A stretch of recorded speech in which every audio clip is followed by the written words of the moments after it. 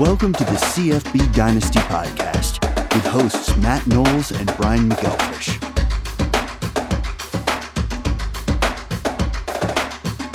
Everybody, how you doing out there? It's time for another CFBDynasty.com podcast.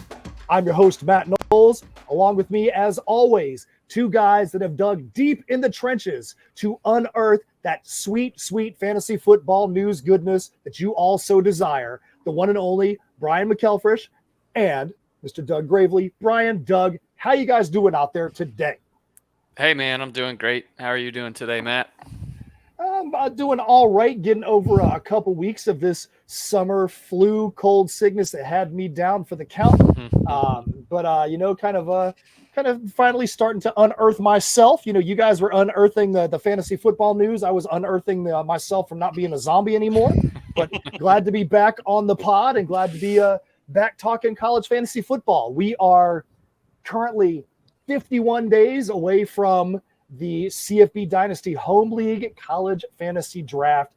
Doug, how does that make you feel knowing that the next time you get to fail is only 51 days away? You know, before I was excited, but now you put it like that, I'm just going to sit in the corner, I think. But, I'm super excited. I can say this. Hey, I can say this as a guy that did not come in second, so I would trade places with you. I'd rather be in second than where I was. I mean, I think I've got the fourth pick in the draft, man. I think my team was right there on the cusp. Could have made the playoffs in the last week, but ended up falling down to the bottom of a tiebreaker, so I was in doo-doo land over here. Hey, at least you didn't lose to a quarterback that posted negative points. That was pretty messed up. That's probably not happened very often in college fantasy.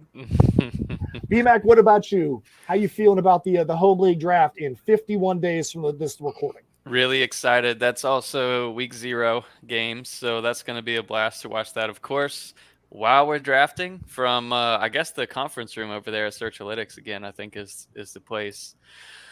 But yeah, we're 56 days away from the actual week 1 Thursday night games. Florida at Utah. You know, if things played out a little differently this summer, I'd probably go to that game, but instead, just been working on rankings like a mug, man. It's been a lot, obviously. So where we're at right now, we've got 396 quarterbacks, 419 running backs, and 806. 806. Dang.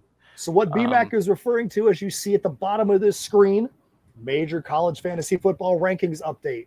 If you've been with us this off season, you've seen us go up to the CFBDynasty.com site, and the off season mini rankings have been up there, and they've been up there for free, I believe. But now the sheets, the tabs for this year upcoming are starting to get filled in, starting with the standard quarterbacks, running backs, wide receivers. These are the things that are all behind the paywall. So if you want to be the one that wants to get the advantage, gets that leg up in your league, you want to go up to CFBDynasty.com, subscribe, so that way you are going to be the one that's going to have access to all that information before the other jumpers in your league, and see if you can jump over top of them and get up to that first place. Yeah, and I'll share my screen so you can see where you can access this stuff. So when you log in and subscribe, and I need to update the website login function to where it'll land you on Draft Central, because this is what most people will want to go to immediately. But it's just under Draft Prep, Draft Central.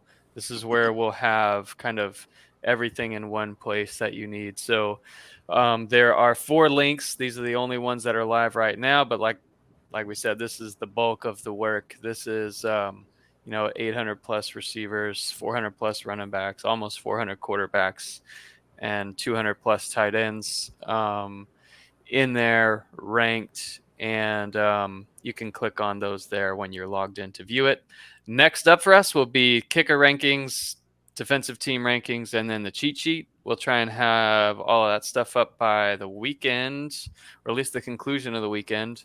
And then we'll move on to keeper rankings and dynasty rankings. We can get into the definition of those real quick or in a minute, but also depth charts. So this is under draft prep depth charts.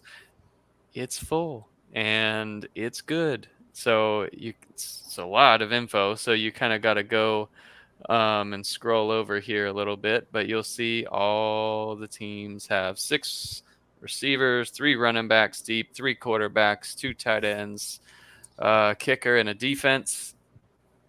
So you're telling me 133 schools, you and Doug have gone in there and you have updated the depth charts for all 133 schools? I had to hop in the Discord and just ask somebody, like, remind me why we do this. Why are we going with a 6th wide receiver for Buffalo? Like, remind me who cares about this. But it is because some people, and Fantrax allows you to customize your league. Some people are in like weird, Mountain West only leagues and stuff like that. So, we scour the magazines and of course lean heavy on Phil Steele to kind of help because he talks with all of these coaches and is the most recent discussions and all that stuff. So we use that to help us along with our own research. To put these depth charts together, which helps us know we're not missing anyone in the rankings. So it's just it's just part of who I am, just being super thorough. Doug's the same way, where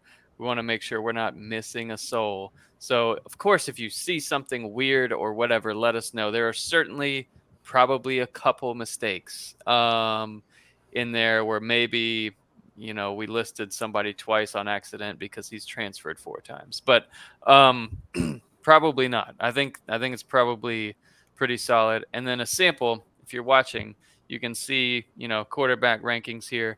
These will move. Like as news happens and all that stuff, these will change. And I've been asked to get the green and red arrows and add in the notes column here to annotate when changes are happening, what's happening. So going forward right now, we've just for the most part listed like, okay, QB1, because as we're ranking wide receivers, we want it to be, pretty much in order where it's wide receivers 1 through 6 per team and ranked. And of course, some have 8 because they're heavy pass attacks or whatever. But yeah, all of these rankings that you can see in here have been thoroughly gone through. We've got some old data in there, so you can see 2022 fantasy points in total for the season, and then their 2022 fantasy points per game. But yeah, look forward to more notes and some arrows as changes happen. Basically, from now going forward, as we get into the fall camps and injuries happen or depth chart changes happen, all that good stuff.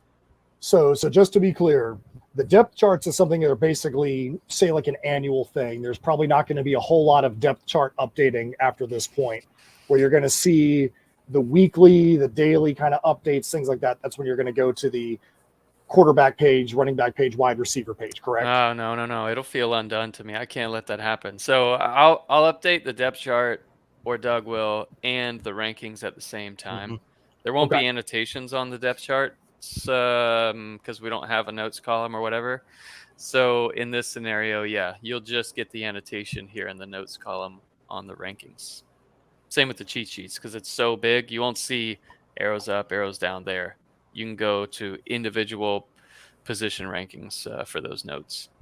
All right, so let's talk about these rankings just a little bit. Off the top of your head, was there anybody, it doesn't matter if it's quarterback, running back, wide receiver, we talked about these different depth charts over the course of the spring. Was there anybody that jumped into the rankings or jumped up really high in the rankings off the top of your head that you're like, yeah, we had this guy previously an X position and he's jumped up a couple dozen, or really moved up the rankings, that somebody you didn't expect to find as high in the rankings? And it could be somebody that was at 100 that's now at 50. Somebody's at 50 right. Now at 20. Is there somebody that jumped up into the rankings that you weren't expecting to see that high up?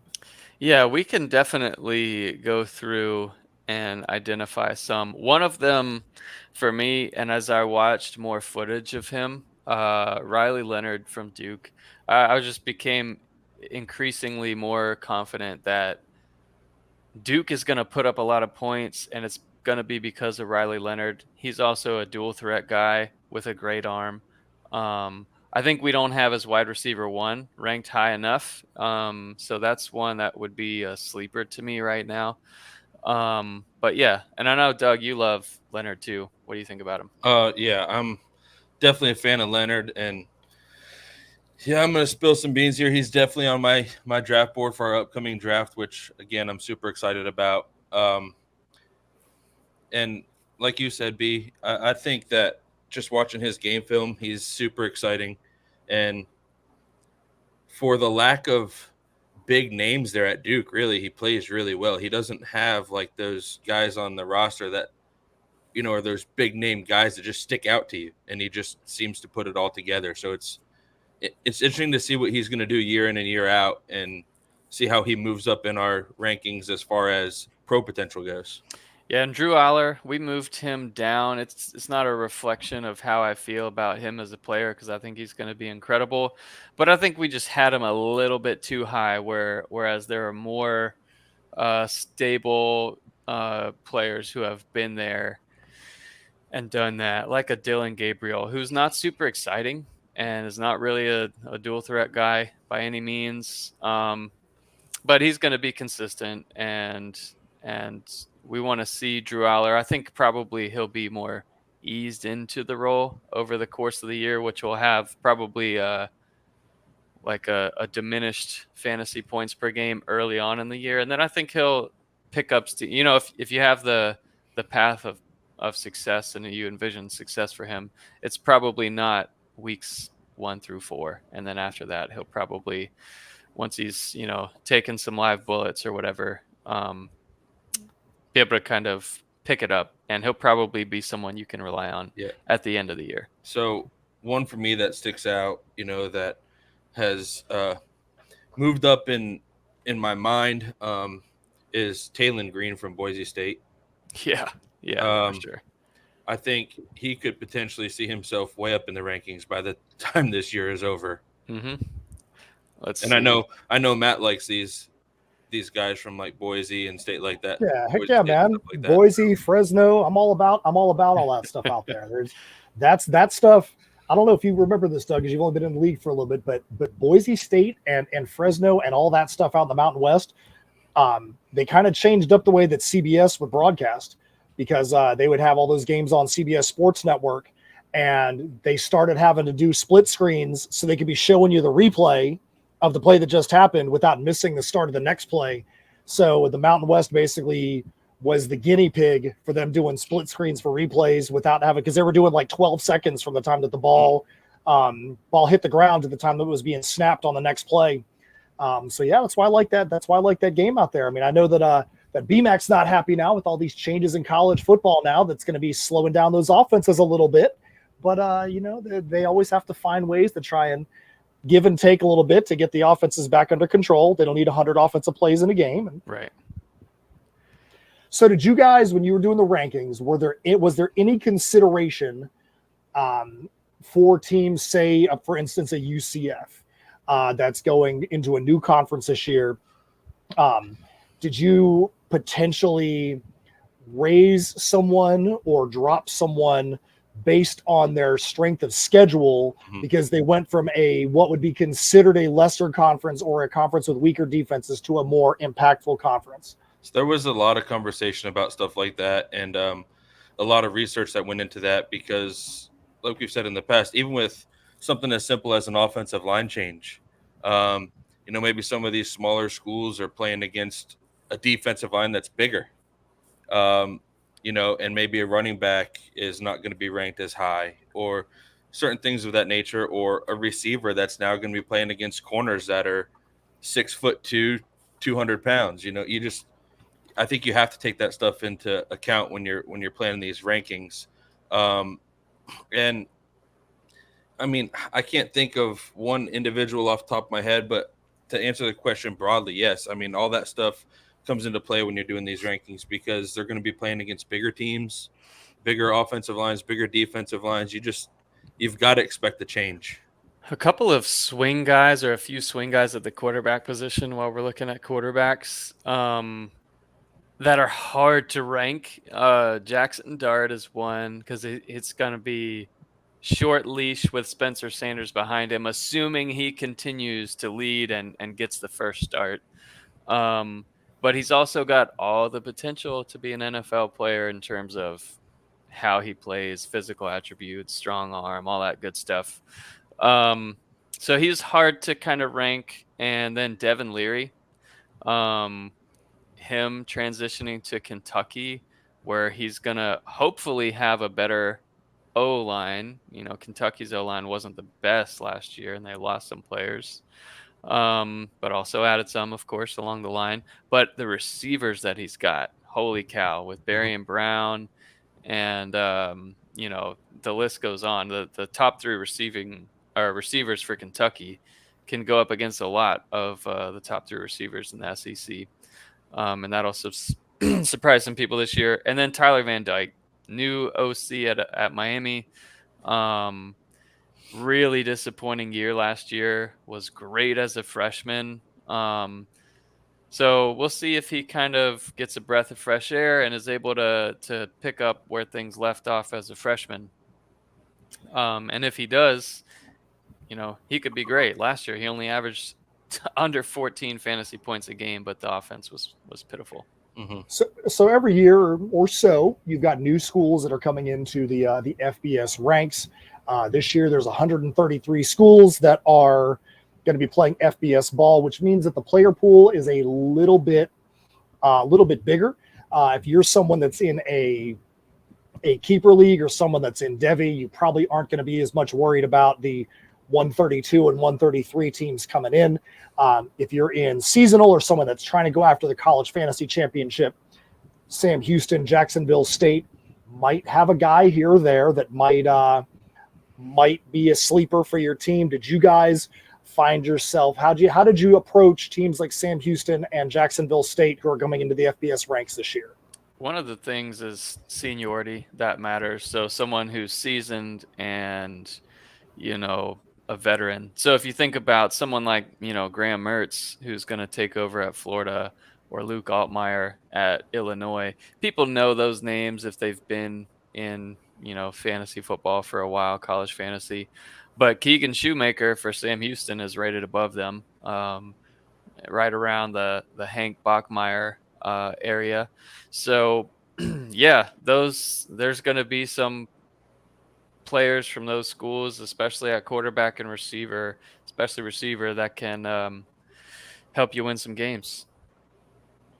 Yeah, and if you look at the conferences this year, I know that over time, it used to be that the Sun Belt was basically the bottom conference out of the group of five. And I think that that's changed this year. I feel like you're probably going to get a little more of that craziness out of Conference USA this year, because Conference USA seems like the conference that's got probably going to have the weakest defenses in the country as a group. So you got schools that are out there. You're probably going to find some sleepers in Conference USA just based on the level of competition that's there. Yeah. So let's go back to the quarterbacks for a little bit. Incoming freshmen, redshirt freshmen.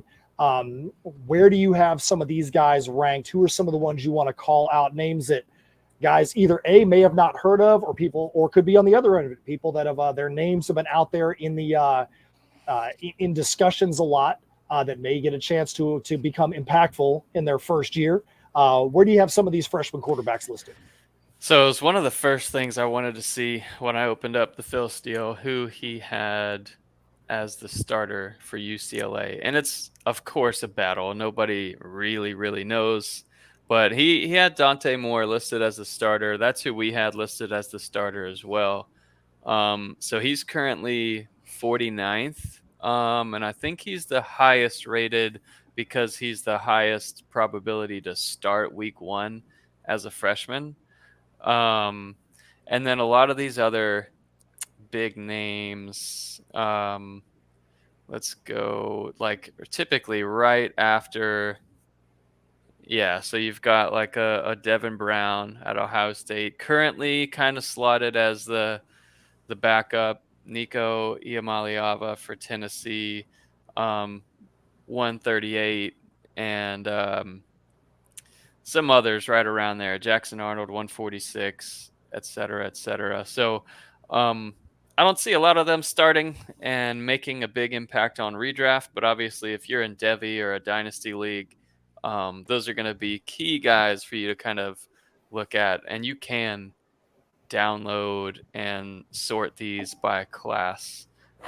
They might not all be 100% accurate because classes are a little ambiguous right now with the COVID year and redshirt years and all that good stuff. But yeah, that's always fun to look at some of the freshmen and kind of see where they slot. But And I think too, if you're somebody that's out there listening and you're like, man, why are we even talking about a dude that's 49th on the list? In the league that we have pretty large rosters because we have limited in-season pickups. You got 12 teams, 5 quarterbacks per team. So, if we took the top 60 guys that are out there, that's going to be our 60 positions. So we have to be thinking that far down the line. Yep. And yeah, exactly. Yeah, and with us, you're always planning for the future too. So you may have 2 or 3 quarterbacks on your roster that those are going to be my guys this year. So you could be in a spot where you take a chance on one of these freshmen coming in and sit on him. So one, nobody else gets the chance to get him, and 2, he could be taking the spot of one of your guys that is a starter now next year. So, that's the joys of our league too, is you can take some risks on some of these young kids because you do have so many spots, on your team because of our limited pickups. So, Doug, if we were doing our draft next week, oh boy, and you were like, crap, I've really got to go and revamp my draft prep. What do you think right now, without naming any names, what do you think right now is the biggest area for you that you're like, I really need to go do X research? Yes, I know you've been researching the lists for the CFBDynasty.com site, but as far as your specific team, where do you feel like, man, I really haven't put enough effort into this as it pertains to my team right now? What's the one area that you feel like you need the biggest improvement on? So because we have, the NFL ranks too in our league, we go from college to NFL. I would be really ignorant to say that I should not look at running backs more. I think we have 1 or 2 guys in our league that are really, really, really good at this. And in order to stay competitive with these guys year in and year out, I've got to do the same research into the running backs that they do, because, every year it feels like we're like, oh man, this guy's got this running back too. Oh, he's got this. And it's like I said, a lot of these guys have their roster set up to the point where they can sit on a guy for a year or 2 and then him take over. So I think that gets very important. So I think doing the research on, okay, this kid, maybe not this year, but next year is going to be the guy. And I have to be okay with knowing that I'm going to have a guy on my team that might post 20 points this season, but next year he's going to be the guy. So I think running backs is where I would say that for me is probably my weakness on my team in general. So you're not talking about you need to get college-based running backs. You're looking at you have to have the guys that are going to be able to Devy move themselves up into that the pro side is where you feel like your biggest weakness is. Right. So like even if it's like a, in my opinion, like a Penn State situation, I feel like both those guys could potentially do something in the pros. So I have to be okay with one of them not playing much one week compared to the next. So, I think looking into the future for my NFL team is my biggest, I guess, training aspect that I need to work on. So, BMAC, I'm going to angle this question a little differently for you. As someone that lives college fantasy football year round, how frustrating is it for you to know you've got all this knowledge and then you look at your pro team and you're like, how is it that my pro team can be where it is right now after having a juggernaut like 5 years ago? You look at your pro team and it's struggling right now. How frustrating is it for you knowing all this information about these guys and you just can't seem to get your pro team back turned around right now? The answer is simple. It's for me, it's when I'm such a college football fan, so I lean towards the college football side of my roster. So it's not getting rid of NFL assets and holding on to them. It's really that simple. Like I've had a lot of people that played for my college team and won championships in the NFL and fantasy championships, just not on my team. So I'm gonna try and not be a feeder and hold on to all my assets. So that's really what I'm working towards now, and I feel like I'm in a good spot right now on my pro roster where I have some good young talent. Let's see. I mean, you got a great receiving core on your pro team for sure. Yeah, with Chase and Diggs. Metcalf and Diggs. Yeah, and then running back with Brees Hall and Javonte Williams. Hopefully, I've got all the guys coming off of injuries, the young guys at least, but they're coming off of injuries. So as far as the youth on my team, I feel great about it. Trevor Lawrence and Bryce Young, et cetera, et cetera. And then I'll have Bowers next year at tight end to go with Hawkinson. But work to be done for sure. I want to build it up to where it is a juggernaut, and to do that, make a little bit less trades on the. I was gonna say BMAC always busts on me about the fact I used to trade a lot, but I haven't done a lot of trades in recent years, and I think that, like you just said, part of the reason why I don't trade is because I just can't handle seeing somebody that I had that was a stud going to win a ship for somebody else. You know what I'm saying? I've had many of those and players. It's tough. It's tough because even if you're like, hey, I got stud A for trading away stud B, you never want to see the guy in the ship get there because your guy's there. I can tell you right now, Isaiah Pacheco, I had him on my college roster and cut him at one of the drafts because he just wasn't. He was great for a couple of games and then completely fell off the roster, fell off the grid. Then here you go. Next thing you know, he has a great year in college and now he's the starting running back for Kansas City. That frustrates me. That sucks, man. I'll share my screen as I know we're getting back to running backs. We did have kind of quite a shuffle in the beginning. One of the things that just feels wrong to me is having Travion there at number 10. He is such a talent, and I know he's got Mayan Williams behind him and new quarterbacks and all that stuff, but that offense is going to be so good, and Travion is so talented. But that was painful to me, honestly, putting him there at 10. But I do feel like that's probably the appropriate spot to draft him at around an RB10 with Frank Gore and Kavorian Barnes ahead of him, and LaDamian Webb, Rasheen Ali, smaller school guys, but guys that are going to produce, and they've all had proven production at the collegiate level. Mm-hmm. I agree. I think my opinion on that Ohio State running back room. It's one of the few that Brian and I are, kind of duking it out with each other every once in a while. But you can't take it away from the kid's freshman season. When he's healthy and he shows what he can do, he's somebody that you will probably never take out of your lineup. And, it's just one of those things that I think running backs can shift very easily in the rankings because you just never know at any given moment if somebody's going to get hurt, some kid's going to come in, and then the rest of the year they're splitting carries because this kid is producing 6 yards a carry or whatever. So running back can get very interesting as the season goes on for sure. Let me tell you one thing that really frustrated me looking at the running backs, and something that I will have my eye on a lot in terms of fall notes, is that Illinois backfield. Really stressed me out when I opened up the Phil Steele, because I was all in on Josh McCray, and I opened up the Phil Steele, and boom, Reggie Love III listed as the starter there. And they run the ball enough to where both guys are going to get touches. However, if you get the RB1, historically speaking, with a Brett Bielema offense, you're going to get loads of fantasy points. And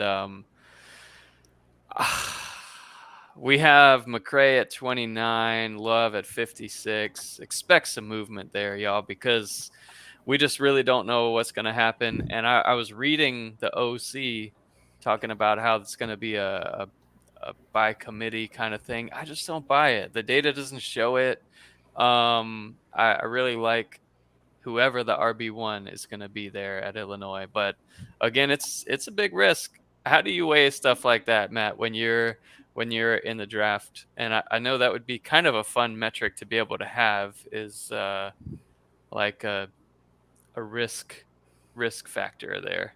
You talking about how do I weigh whether or not somebody's in a Yeah, backfield that could be if by we're going to committee? the draft and they're in a battle, but they're in a battle for a big position, like if you think about what's going on at Ohio State quarterback with Kyle McCord and Devin Brown.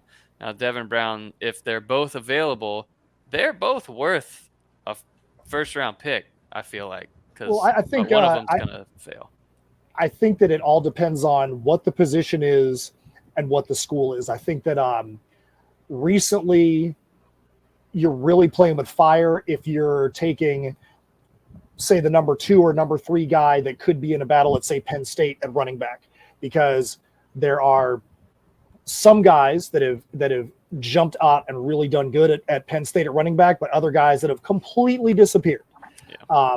I know I picked up a freshman a couple years ago who was one of 5 guys that they talked about were going to get carries. He's not even at the school anymore. If you go back quite a few years, and I believe it was you and me, B-Mac, that when we went into our draft, we both took a quarterback that was in a battle at Texas Tech, and nobody knew who that quarterback was going to be.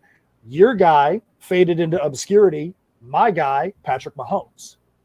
So I think there are times when you have to say, this guy, I have to take that chance, because if it wasn't going to be Mahomes and Mahomes got beat out by somebody, that guy could be the star in the NFL right now that Mahomes is. Mm-hmm. So I think you really have to look at what the buzz is around a player. Is it an upperclassman? Is it like a junior and a senior battling for it? Or is it a guy that's getting his first chance? I think a guy getting his first chance, a redshirt freshman or a sophomore that's having his first chance to show that he's the guy, I think a lot of times is going to have a more upside, because if you're a junior or a senior, unless it's a transfer coming in, they may have already had that opportunity to become the guy, and they just didn't get a chance to do it. Unless you're a Joe Burrow, I think it's tough to go for an upperclassman that's in a battle like that, because if upperclassman doesn't win that battle, then they're done. Yeah. So I kind of hit on this a little bit earlier, and for me, in my opinion, it really just depends on where your team is set up, if you're willing to take a chance on somebody or not. If you're at the point where you think, hey, all I need is this one piece, and whether it's a senior or whatever, and I really think I can make a run at the championship, then you're not going to take a chance on one of these guys that's in a battle. You're going to go out and get that senior who can probably push you over the edge to help you fight for that championship. But if your team is set up in the sense of, hey, I pretty much know who my starters are going to be, I know who I'm going to rely on, I think you're more willing to take those risks with potentially really high rewards, because you have a solid core of a team in place in general. So I think it just depends where your team is. Yeah, that's a great point. And so some of the guys that kind of solidified themselves maybe moved up a little bit as we went into the research, looked at the data, like Marquez Cooper. He's going to have a great year at Ball State. Jace McClellan, Bangura at Ohio, of course. Samson Evans. Ray Davis is one who we moved up quite a bit. I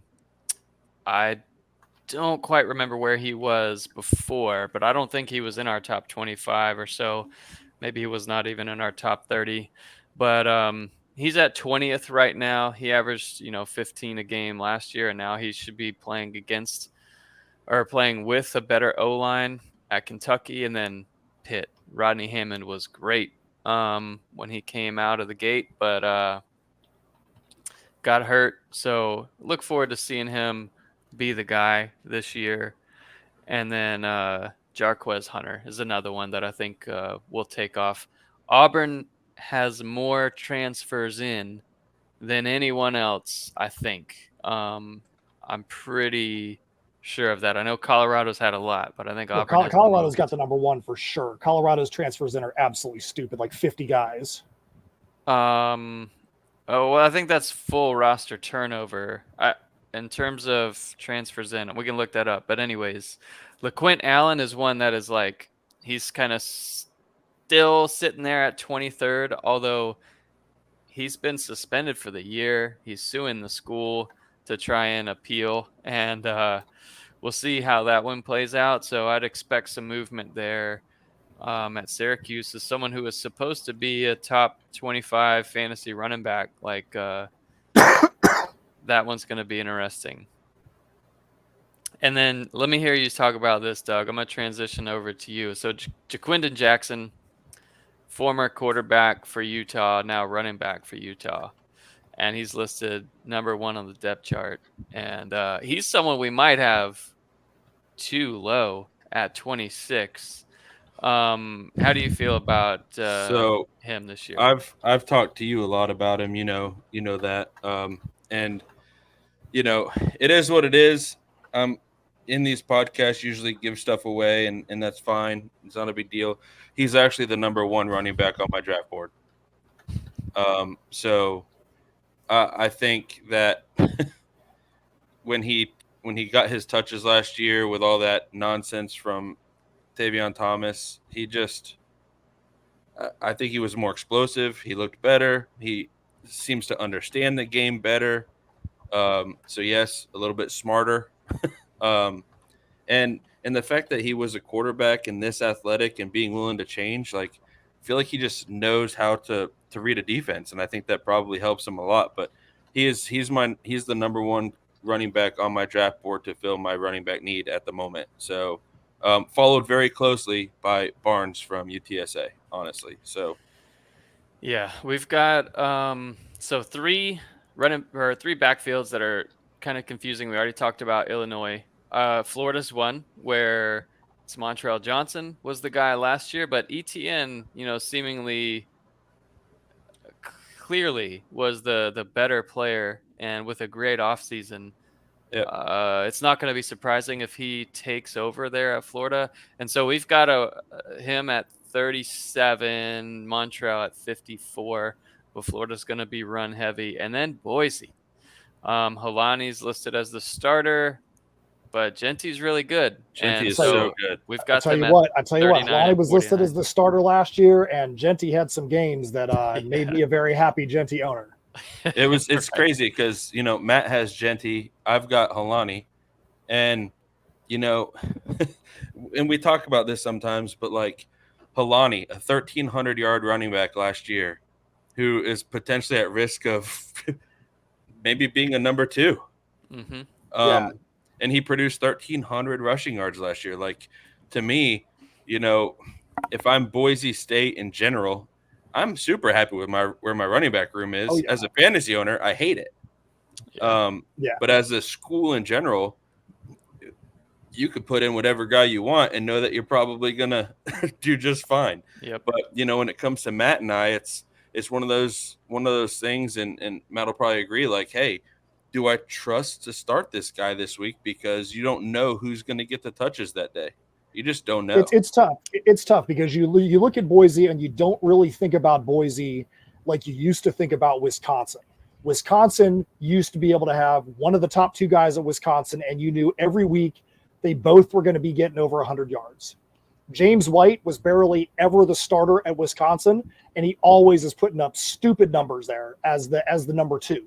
At Boise, it's not normally that case. You normally don't see a Halani and a Genty or whatever it's been in the past, where you've got 2 guys that are both putting up big numbers each week. Normally, one guy becomes that bell cow, and the other guy is a little bit off as far as stats goes, which is what makes it tough, because you're like, do I want the guy that's going to get 60 yards and a touchdown this week, or do I want the other guy that's going to have 200 yards and 3 touchdowns? But Boise, that's a good problem to have. It's a good problem to have.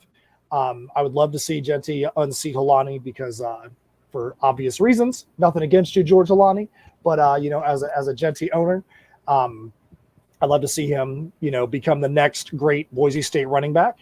But yeah, it is tough. It is tough because it's not normally a running back by committee where you're going to have 60 carries coming out of the backfield in a game. It's one guy is going to be the guy. So one thing that I'm uncomfortable with on running backs is our top Georgia running back is Kendall Milton, which is fine. I like Kendall Milton a lot. But he's at 70th. I feel like their transition to a pocket passer, maybe they just go with a 3 or 4-headed monster at running back, and that's kind of how I feel now. But I do feel uncomfortable. Like someone, and Milton's a bigger back. He can get a lot of those goal line touchdowns, but they've got multiple of those. So that's one that, uncomfortable. All right, Matt, let me let's send you into the mind of Gordy. From our league here. All right, so wait, so hold on. So I'm in the mind of Gordy. So Illinois players drafted early. Talk about Illinois players at the draft because everybody should know Illinois. All right, what you got? So, he had Tajay Spears, who was one of those guys that I had on my draft board for years and then just didn't pull the trigger early enough. Gordy got him in the draft last year, I think. And I think this is a Colorado transfer. I can't remember off the top of my head, but Shady Clayton Johnson, freshman, looking to take over there at Tulane. Where do you think he is on Gordy's running back draft board yellow pad? Yellow pad. I would think honestly, and no offense to Gordy, but then again, I want to rib you a little bit. I think he's probably higher on Gordy's draft board than he probably should be. I think that we all get trapped in that. I had a guy that played for X school that did really good, so now I need to get the next guy at that school because he's going to perform equally as well. I think that works at certain schools, like we just talked about, Wisconsin running backs, Boise running backs. Ohio State, pretty much at any position.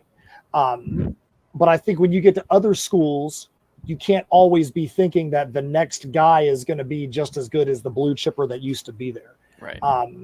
I would be very careful. I would research heavily before I would invest something high in a transfer coming in to a program like that, just because Tajay Spears could be a once in a decade type player for that school specifically. Mm-hmm. All right. That was the last question for running back. So I'm going to throw the receivers up on the board here. So feel free to ask away if you have questions. This is one that was near and dear to me because I go into our league draft with one wide receiver. It is Xavier Worthy, and I'm happy about that. But I need 6 out of 7 to draft here. You sound like my draft from the last couple of years, man. Exactly. My entire wide receiver room every I don't mean to year. Toot my own horn, but I need one, just so you guys know. So Harrison at the top, there's going to be no change there. Corley has been consistently ranked for us in the top 3 or 4. And then DeCorian Clark, he moved up a lot because of the transfer there out. Just like Cephas moved up a lot. Zachary Franklin, transferred to Ole Miss, and so DeCorian Clark, moved up a lot. And then Adonze at 4, like just Ohio State. Somebody's got the mic way too close. Probably me. Yep. Ohio State, Washington, Tennessee. They're going to have guys all up in the wide receiver rankings. Georgia Southern, Western Kentucky, UTSA, just because of how much and how successfully they pass the ball. But one that we have higher than I think everyone else is Matthew Golden at 8. Again, I just believe in that Houston offense and the coaching staff, and I think they will figure it out. And I think he's going to clearly be the guy that takes over from Tank Dell. Anyone you see in here in the top, 20 or so that you want to call out? Well, I would say, I think that you're bringing up a Houston wide receiver is a great continuation of the conversation we were just having. True. You normally are not going to be in a bad situation if you've got the guys at Houston and Texas Tech, even SMU, that are going to be a starting quarterback or a starting wide receiver. Those schools are always going to be throwing the ball all over the yard. So getting a guy in those offenses, whoever the next man up is going to be, if you hit on that next man up, you're going to be in good shape. Yeah. So. Malik Neighbors was cleared, so he's been steady there in our top 25. Moved up Alex Adams for Akron. If you don't know the name, he averaged 15.5 fantasy points as a game last year.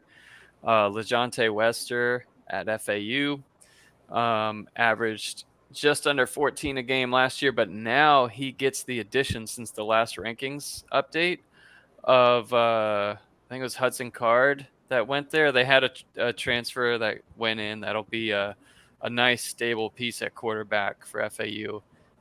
So FAU stock up for him. Was Thompson, wasn't it?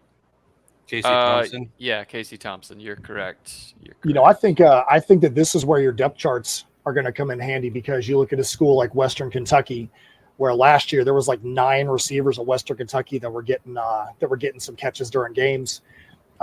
Just because you don't have Malachi Corley. Malachi Corley is not going to be the only one that's going to be producing stats with Austin Reed coming back there. So knowing who the 2, 3, 4 are at Western Kentucky, that 4 at Western Kentucky may be better than having the 2 at a Power 5 school, right? Because they're going to be throwing the ball something crazy at Western Kentucky, and every game is just going to be nonstop. Yeah. Their schedule is going to be a lot more favorable than a SEC school who's going to be playing SEC defenses all the time. So you might want to give a little more credence to those guys a little bit farther down the depth chart at a school like Western Kentucky, as long as Austin Reed is still there. So Texas was one that was difficult for me, just because I really, really believe in that their core is incredible, with Xavier Worthy, who is all around excellent. If he fixes drops or whatever, like he's a legit wide receiver one in that offense. But A.D. Mitchell coming over from Georgia is in a way better spot to catch a ton of balls and be a prime red zone target, a feature in that offense. Like Whittington's coming back yet again to play the slot for Texas. But then you've got Nair, who missed all of last year with an injury. Famously, at least on this podcast, where Doug drafted him and then saw the news right after the draft was over, out for the year. And then one of the top freshmen in the country, Jonte Cook, and then another one, DeAndre Moore, another great freshman. So that one is going to be puzzling to see how that, week in, week out, is it consistent in terms of targets, or will there be an A.D. Mitchell game and then a Whittington game, then a Nair game? That one is going to be interesting to watch. I think you have a very, very similar situation, and probably even harder than Texas for me was USC. Yeah, good point. With Dorian Singer, Mario Williams, Taj Washington, Brendan Rice, and then the incoming freshman Zachariah Branch. Like, who the heck is going to catch the ball there? Right. Obviously all of them can catch the ball, but who's going to be the guy that gets, over, let's just say with those 5 guys, over 50 targets or over 50 receptions this year? I feel like if, you kind of want all 5 receivers on the field at the same time. It's one of those that, we don't have a USC wide receiver in the top 15. I would bet that there would be one that finishes in the top 15, though. Like, it's just going to be hard to pinpoint. And then that's something you've got to weigh in the draft. Like, it's like a risk reward scenario of, we don't really know who's going to take off, but if you've got a pick there, Mario Williams or someone like that, could blow up, could have a big year.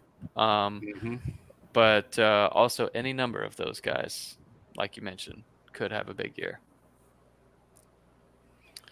But yeah, anyways, these are all up on the site under Draft Prep, Draft Central.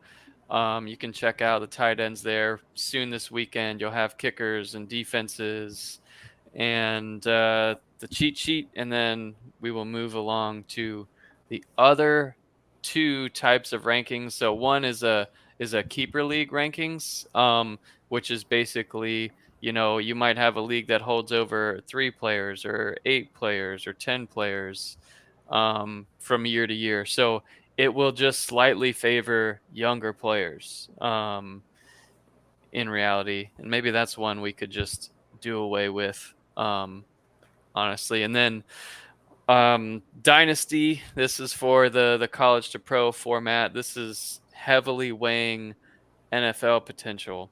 And these won't be as deep as the other rankings, but this will be our Devi rankings that change all the time, etc. And yeah, it's fun to go through. Like Matt said, 51 days till our draft, so plenty of time left to prepare and get ready for the 2023. You season. think there's plenty of time. Yeah, and as this off season comes to a close, we're only, like we said, we're only talking 51 days till our draft, but we know some of you guys are going to be drafting earlier than that. We're going to start wrapping up doing some of these overall discussions, and we'll get back into the weekly format where we are talking about, I guess after the week 0 games, we'll be talking about, the highs and lows of the week 0 performances. We'll be bringing back the milk carton. We'll be bringing back the brisket lock, all those fun things. We'll be adding in some new stuff as well. So now is the time. Get yourself up onto CFBDynasty.com. Get yourself an account there so you can be up to date with all the information that only those people that are paying subscribers to the site are going to be able to get their hands on. And make sure you're up on the Discord. As you heard earlier in the podcast, BMAC and Doug went up to the Discord. We're asking questions of the Discord followers up there. We want your information as well. With 133 schools out there in college football, the likelihood that we are going to be able, as the CFBDynasty.com team, to be able to get all the deep, detailed information on our own is going to be very unlikely. We're going to need you guys to be part of the community that's going to be able to help us to get the most up-to-date information that we possibly can and get it on the site for you. And if we use some information that you give us, we'll make sure we get you a shout out on this show as well. 100%. All right, guys. So that's the show for this week. Hopefully by the time we record again, we get another update on the BMAC and Doug golf beatdown that you guys have set up. I know right now we're at BMAC is currently undefeated in pieces for this contest. Doug is trying to salvage. Doug, why don't you tell us really quick where you at now? So right now you owe him tickets to the game and a Motel 6 parking lot stay. Correct. Yep. And what are the other things that are up for grabs in these other pieces? So we added 2 more, and one of them is gas to get there, and the other one is the food while we're there. So my plan is, if I lose this next one, which is, the gas, to at least come away with number 4, because I will make sure that Brian and I break off even with what he feeds me while we're gone. You're going to make sure you're going to order like three T-bone steaks, huh? Correct. So I will make sure that we break off even in some sort of way. But no, regardless, man, it's going to be a really fun trip. I'm looking forward to it. Hopefully I can squeak out one of these wins and see what happens. But if I don't, then, it's going to be fun regardless. It'll be great. If you don't, you need to ask your boss for a raise and see if he can help you cover some of these costs and kind of go from there. Yeah. So hopefully, based off last time we played, just for fun, maybe I got in Brian's head a little bit. So just like you want to be doing when comes time for the draft, get in his head a little bit. All right, everybody. So that's our show for today. We thank you so much for coming out today and listening to this show. And we hope you guys will become a part of the community. My name is Matt Knowles on behalf of Doug Gravely and BMAC. We're so glad you came out to the CFBDynasty.com podcast. See ya. See you guys.